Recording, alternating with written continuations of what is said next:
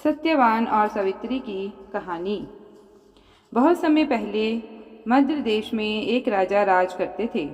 उनका नाम था राजा अश्वपति। राजा बहुत धर्मपरायण और न्यायप्रिय थे, परंतु उन्हें एक चिंता सताती थी। उनकी कोई संतान नहीं थी। राजा और उनकी रानी ने संतान प्राप्ति के लिए कठोर तपस्या की। कई वर्षों तक देवी सावित्री की आराधना करने के बाद देवी ने उन्हें आशीर्वाद दिया। राजन, तुम्हें एक पुत्री होगी। वह अत्यंत रूपवती, बुद्धिमती और पतिव्रता होगी। उसका नाम मेरे नाम पर सावित्री रखना। राजा और रानी बहुत प्रसन्न हुए। समय बीता और राजकुमारी सावित्री का जन्म हुआ। वह बड़ी होकर बहुत तेजस्विनी और गुणवान बनी। जब वह विवाह योग्य हुई तो राजा ने उसका स्वयंवर आयोजित करने का निश्चय किया। सावित्री ने संसार के अनेक राजकुमारों को देखा, परंतु उसका मन किसी में नहीं लगा। अंत में वह एक वन में पहुंची, जहां उसने एक तेजस्वी, विनम्र और साहसी युवक को देखा। उसका नाम था सत्यवान।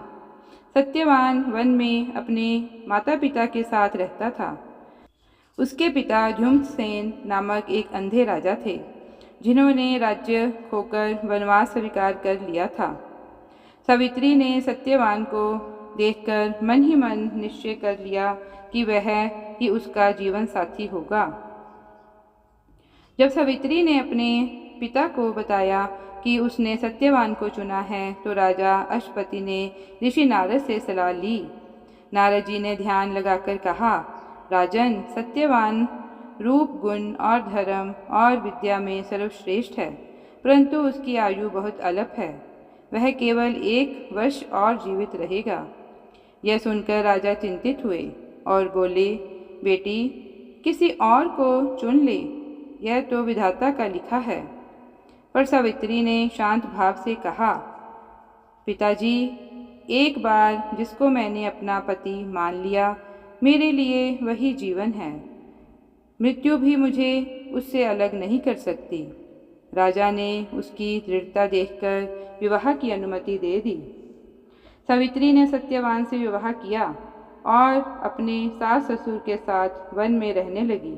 वह प्रतिदिन सेवा, भक्ति और प्रेम में लीन रहती। दिन बीतते गए। ऋषि नारद का बताया हुआ 1 वर्ष पूरा होने को आया।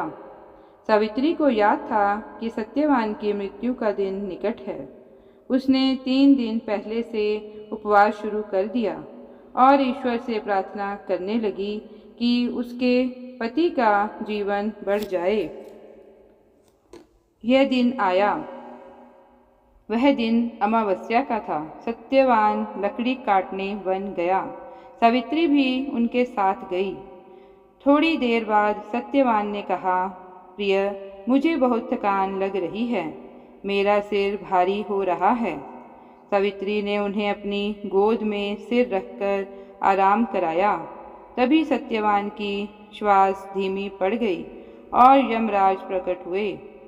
सत्यवान की आत्मा लेने के लिए वे आगे बढ़े। सावित्री ने यमराज का सम्मानपूर्वक अभिवादन किया और उनके पीछे चलने लगी। यमराज बोले, सावित्री, लौट जाओ, यह संसार का नियम है। हर जीव को मृत्यु का स्वाद चखना ही पड़ता है। सावित्री ने शांत स्वर में कहा, प्रभु, मैं धर्म का पालन कर रही हूँ। जहाँ पति जाए, पत्नी वहीं जाती है। जब तक आप मेरे पति की आत्मा को स्वर्ग तक नहीं ले जाते, मैं पीछे नहीं हटूंगी। यमराज उसकी भक्ति, निष्ठा और धर्म ज्ञान से प्रभावित हुए। उन्होंने कहा, सावित्री, तुम्हारी बातों से प्रसन्न होकर मैं तुम्हें एक वरदान देता हूँ, परंतु अपने पति का जीवन मत मांगना। सावित्री ने कहा, मुझे वरदान दीजिए कि मेरे ससुर झुंझसेन की दृष्टि लौट आए और उन्हें उनका राज्य वापस मिल जाए। यमराज ने कहा, तथास्तु। वे आगे बढ़े। सावित्री फिर पीछे पीछे चली। यमराज बोले, फिर क्यों आ रही हो? सावित्री बोली, पत्नी का धर्म है कि वह अपने पति के मार्ग का अनुसरण करे। यमराज ने फिर वरदान दिया। सावित्री ने कहा, मेरे पिता के 100 पुत्र हों। यमराज बोले, तथास्तु। फिर भी सावित्री उनके पीछे चलती रही। अब यमराज मुस्कुराए और बोले, अब अंतिम वरदान मांगो सावित्री, लेकिन अपने पति का जीवन मत मांगना।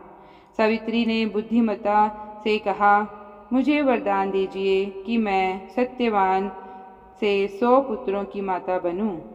यमराज ठिठक गए। यदि वह सत्यवान के बिना पुत्रों की माता बने तो यह संभव कैसे होगा। उन्होंने हंसते हुए कहा, सावित्री, तुम्हारा तर्क मुझे जीत गया। तुम्हारा पति जीवित रहेगा। और उन्होंने सत्यवान को जीवन दान दे दिया। सावित्री ने देखा कि सत्यवान फिर से जीवित हो उठा। वह उसे लेकर घर लौटी। धूम्रसेन की दृष्टि भी लौट आई और उनका राज्य भी वापस मिल गया। इस कहानी से हमें यही संदेश मिलता है कि नारी शक्ति में अपार सामर्थ्य है। उसकी भक्ति और निष्ठा ईश्वर को भी झुका सकती है। धर्म, सत्य और प्रेम मिलकर मृत्यु जैसे अजय शत्रु को भी जीत सकते हैं। जीवन में धैर्य, आस्था और दृढ़ निश्चय से हर कठिनाई को पार किया जा सकता है। धन्यवाद।